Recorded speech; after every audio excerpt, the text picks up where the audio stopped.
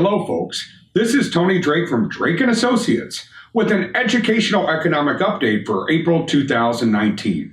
In this month's video, I'll discuss some of the major headlines that influenced markets in March.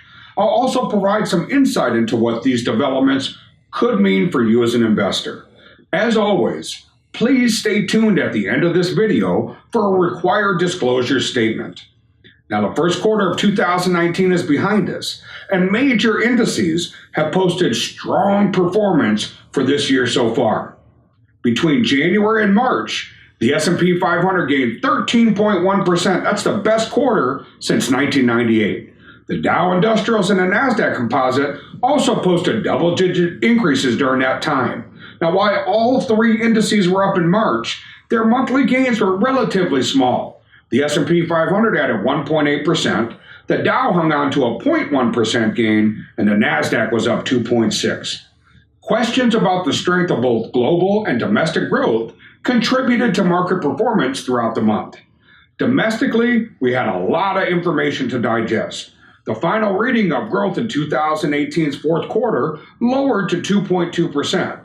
Despite this downward revision, the real GDP was up 2.9% in 2018. However, the fourth quarter's lower pace reflected the concerns from the momentum of the 2017 corporate tax cut may be slowing.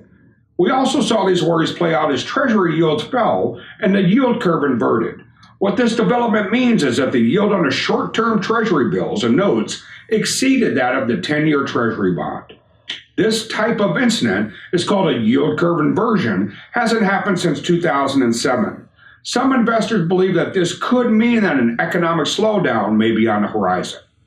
During its March meeting, the Federal Reserve confirmed that economic activity growth has slowed down a bit.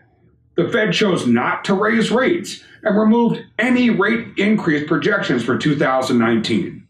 Federal Chairman Jerome Powell also reinforced that both economic fundamentals and labor market has remained strong.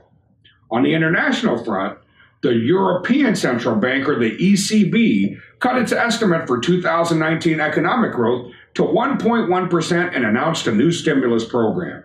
These updates contributed to market uncertainty, especially as both Canada and Australia also appear to have slowing economies. Wall Street reacted to this news by posting several days of losses. In addition, the ongoing question of what will happen with Brexit continued to play out in the markets and in the background throughout the month. Now, although markets may be experiencing uncertainty regarding both global and domestic growth, it's important to remember that all news wasn't negative in March. The U.S., the latest data showed modest gains in personal income, new home sales, and consumer sentiment. Apparently, progress in the trade talks with China also led U.S. markets to end the month on a high note. As you can see, there's a lot of moving parts and key perspectives are affecting investors right now. We'll continue to monitor these developments in the coming months. We'll take a look at it in April and try to determine what may lie ahead for economic growth, both in the U.S. and abroad. Now, that's it for this month's Educational Economic Update. Please visit us at wealthwisconsin.com to learn more about some of our upcoming educational sessions, and be sure to tune in to the Retirement Ready radio show on AM 620 WTMJ Saturdays at 1 o'clock, or the on-demand podcast through your phone, tablet, or computer. Once again, this is Tony Drake from Drake & Associates, signing off for the month of April 2019. Please remember that nothing we talk about here is a recommendation. If you'd like to discuss your personal financial situation, please give us a call. We'd be happy to sit down and talk. Thanks.